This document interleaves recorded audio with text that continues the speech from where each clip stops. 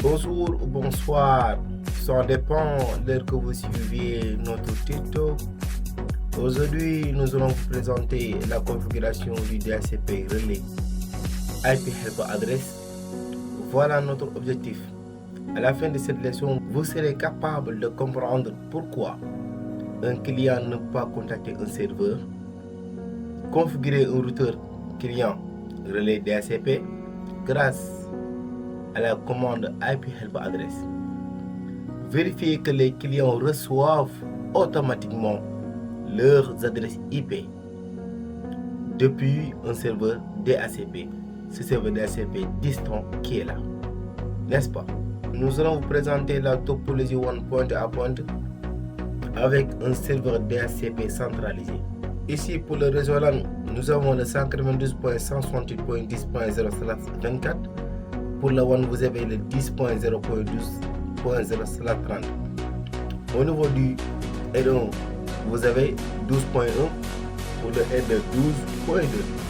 Et pour le côté du serveur, à ce niveau, vous avez le 192.168.100.0/24. Et le serveur, il a comme adresse de 100.10, n'est-ce pas? Et l'interface qui est reliée au serveur, qui est l'interface du routeur, vous avez 100.1, n'est-ce pas? Donc passons aux configurations. De ce fait, étape 1, configuration des interfaces du routeur, n'est-ce pas? Commençons par le routeur R1.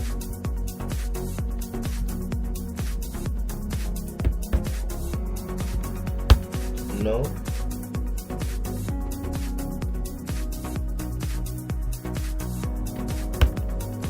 On met enable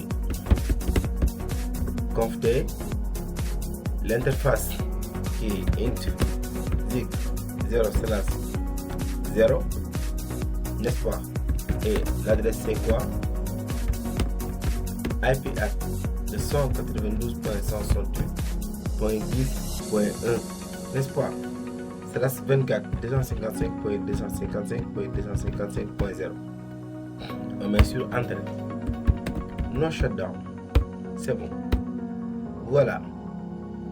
Et là, ce qui concerne l'interface One, dans un cas, on met int zig 0/1 IP de 10.0.12.1 slash 30 c'est 205.255.255.252, n'est-ce pas? Et là on met no shutdown pour la nuit.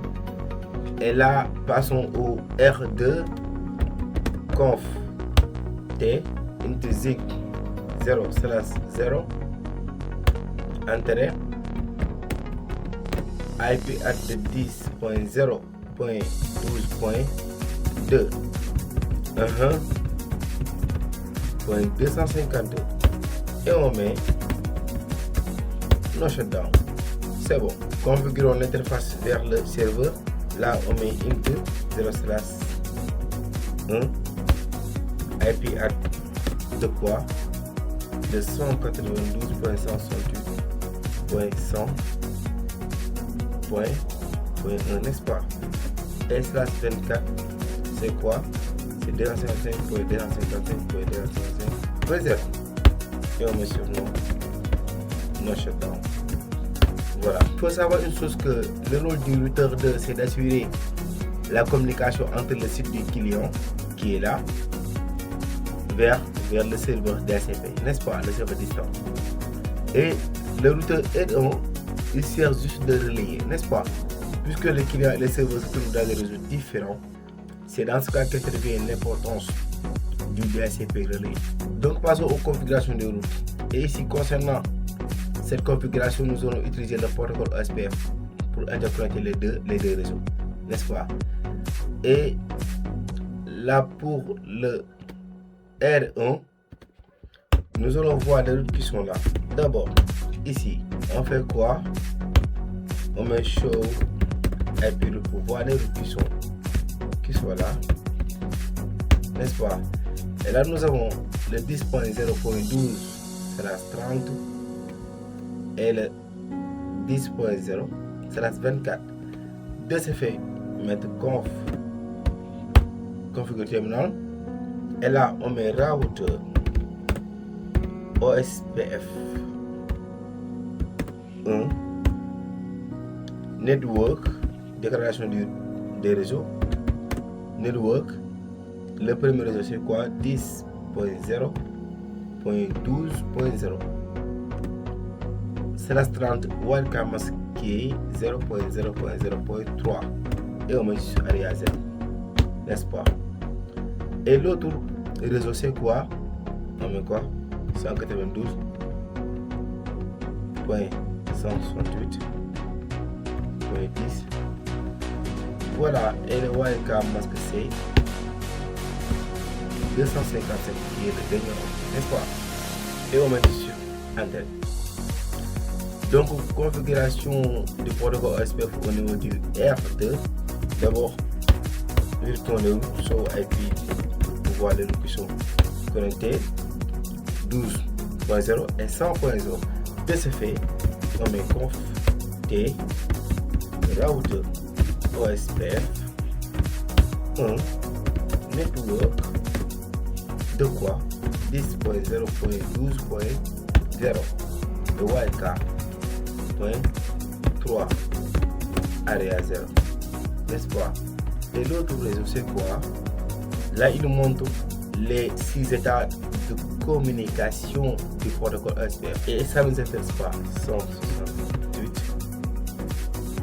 168.10.0 et ça laisse le wildcard masque qui est 255 Aria 0. C'est bon. Étape 3, configuration du serveur.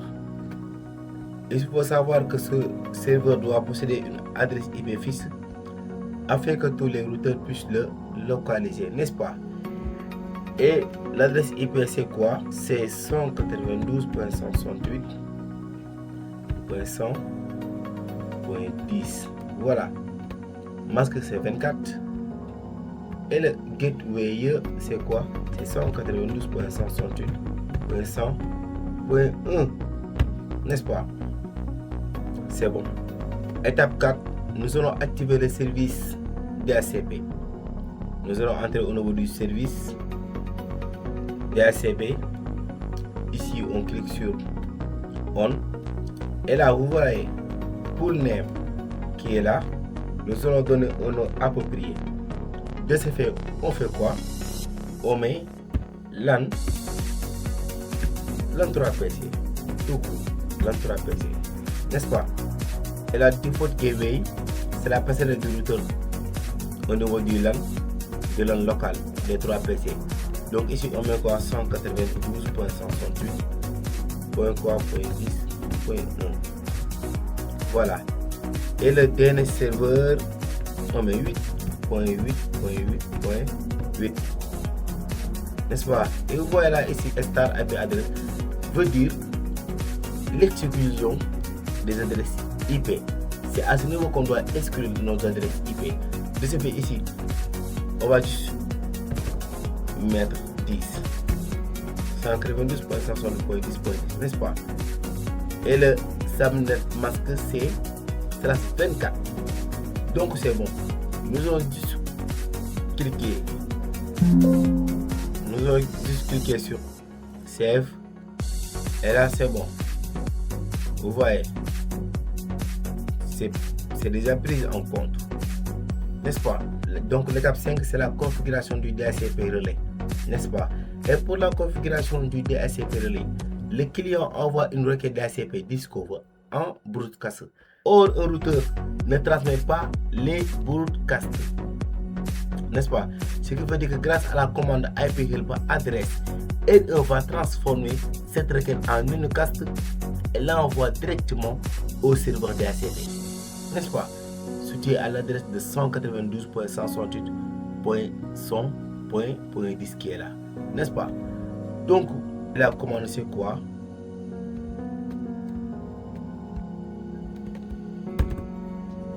On met enable conft IP help.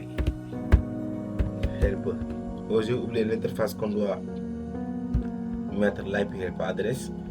Donc ici on met int ici 0 / 0 entrée IP help adresse 292.168.100.10 et on met sur entrée tout court. C'est la seule commande qu'on doit configurer ici. C'est bon. Donc je crois que c'est terminé. Donc vérifions si les PC ont reçu leurs paramètres. De ce fait, nous allons entrer sur le PC 1 pour voir est-ce que le DHCP lui a donné son propre adresse IP. De ce fait, si on active le DHCP, vous verrez que il a reçu le 10.11, n'est-ce pas? Donc le subnet c'est 124, le gateway du LAN local qui est là, le 10.1 et le DNS serveur 8.8.8.8, n'est-ce pas? Donc DHCP request successful. Et pour l'autre PC, il lui donne 10.12, n'est-ce pas? Donc pour l'autre PC, il lui donne 10.13, n'est-ce pas? Allons voir quelques pings entre le one et le serveur. Je vais juste pinguer le réseau local. Je vais juste pinguer le R2 et le serveur pour voir la connectivité, la communication. Et là, je me ping 10.0.12.2, n'est-ce pas? Je mets entrée. Et là, vous voyez, success rate is 100%. Donc là, les paquets sont 100% reçus. De ce fait, pour le serveur, je mets ping 192.168.100.10. Et là, vous voyez, ça marche. La communication passe. De ce fait, nous allons juste entrer sur le R2 pour vérifier quelques pings. Et là, nous allons juste pinguer le R2 et le R1 et le serveur. Donc je mets ping 10.0.12.1. C'est bon. Le serveur, je mets 192.168.100.10. Donc c'est bon. Donc à résumer, dans cette leçon, nous avons appris à mettre en place un DHCP relais afin de permettre à des clients, les clients qui sont là, situés sur un réseau distant, d'obtenir automatiquement une adresse IP depuis un serveur DHCP centralisé grâce à la commande IP help adresse qu'on a saisi sur ce routeur qui est là, n'est-ce pas? Et le routeur va relayer les requêtes DHCP vers le serveur, ce qui facilite l'administration et la centralisation des services dans un réseau d'entreprise. Donc, je vous donne rendez-vous pour la suite, Inch'Allah. Merci beaucoup.